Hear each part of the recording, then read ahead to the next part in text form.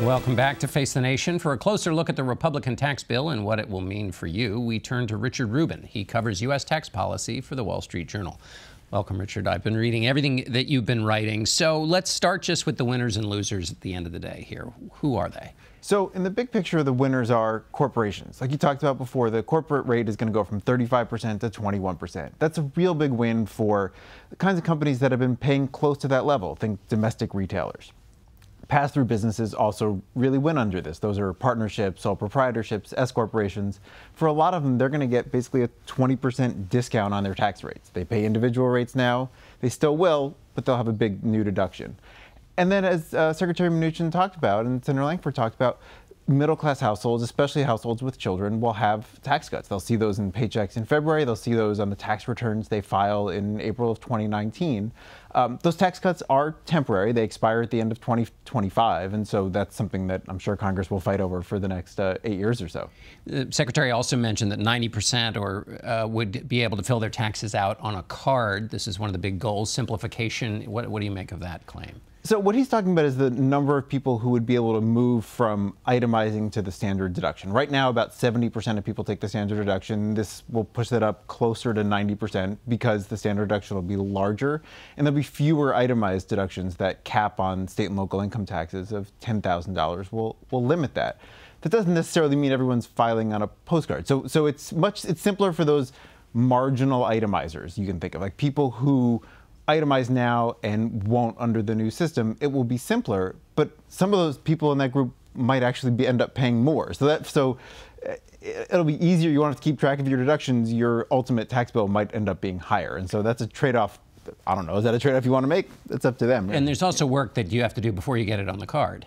Yeah, look, I mean, when you talk about a simpler system, the simplicity is really about, well, what is a child that's eligible for the child tax credit? How do you calculate the earned income tax credit for low-income families? That's still really complicated. You can have a simple form, but behind that is a whole bunch of definitions and worksheets. What about on the corporate side and the pass-through side? There were a lot of claims about things that were going to be removed from the code. Is there simplicity on those two parts of this story? Look, the business side of the tax code is complicated because the world is complicated. You have to figure out how you should treat capital expenses. So there is some simplicity there in the sense that we've got these complicated depreciation schedules. At least for the first 5 years, companies can write off investments right away. That is a big simplification. Getting rid of the corporate alternative minimum tax, that's a simplification. But the international provisions are new and novel and will take a lot of time for companies to figure out. The same with the pass-through businesses, who's eligible for that break and who's not. There's going to be a lot of work for tax accountants and tax lawyers in the days ahead. What did you make of covering this process? Give us your narrative story of how this went from the original promises that were made about it till the final stage we're in here now? I think what we saw is a lot of those original promises, the ones we saw during the campaign in 2016 and the early part of 2017, a lot of them happened, but some of them got jettisoned as they got toward the reality of needing to pass something. The failure on healthcare earlier in the year, I just don't underestimate how much that changed the Republican mindset in Congress. It went from, we need to pass our ideal tax plan to we need to pass something. And the desire to get to yes for lawmakers was high. So you had things like repealing the estate tax, repealing the alternative minimum tax for individuals, putting it in 3 tax brackets instead of 7. None of those things happened. They were making it revenue neutral, not adding to the deficit, which they talked about repeatedly earlier in the year. They just pushed those things aside and said, we've got to get something done, and this really became the art of the possible, not the art of the ideal for them. At the end of the stage, Marco Rubio seemed to kind of grab his moment, asked for the child tax credit to be refundable for those people who don't pay income taxes. First of all, how much of a policy difference did his stance make? What's the difference between what it would have been and what it is now? And then just kind of what did you make of that last little piece of drama?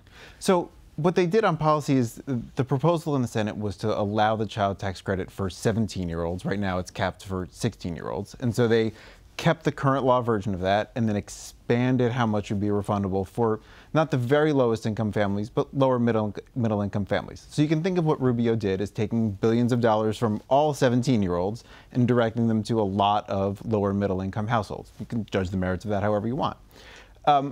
And look, he and Mike Lee of Utah were struggling with how to do this. They didn't seem like they wanted to take down the entire bill. They had the leverage to do that when it was in the Senate. But at that last moment, they were able to get more. Republican leaders did not want this in the bill initially. They didn't put it in the House bill or the Senate bill. And so that was a change that they were able to get at the end as part of getting everybody on board. And another person who got on board was Senator Corker of Tennessee, who voted against the Senate bill because of the effect on the deficit and debt. Why did he change at the end? He basically, his statement basically said, well, I looked at it again and I talked to people and I heard from constituents and maybe it'll add to the deficit, but it's worth the risk. And that's, which is in some ways sums up what we're just talking about, that Republicans really got to a point, even the Republican who said he was opposed to it now is voting for it, because they are just really eager to have some sort of accomplishment, something they can point to going into 2018 and the midterm elections, even though this bill is unpopular with the public. Final question is on the lobbyists. The Secretary of Treasury said this was a defeat for the lobbyists. How did you see their role in this, and whether they're? Obviously there are over 6,000 of them, so they got varied interests. But since it was such a central and important part of the campaign, getting special interests out of the process, how do you evaluate that here? So there's some special interests who lost. Home builders and realtors really fought against, and charities fought against that bigger standard deduction because it makes the incentive to itemize, the incentive for mortgage interest and charitable contributions smaller. And so they're not happy with the end product. So those lobbyists aren't happy. The corporate lobbyists who have been pushing for a much lower corporate tax rate for many years, for a territorial system on foreign income that lets it be easier for U.S. companies to earn profits abroad and bring them home, they're really happy. This is what they've been pushing for a long time, and they had this magic lineup of Republicans controlling Congress and the White House to get it done.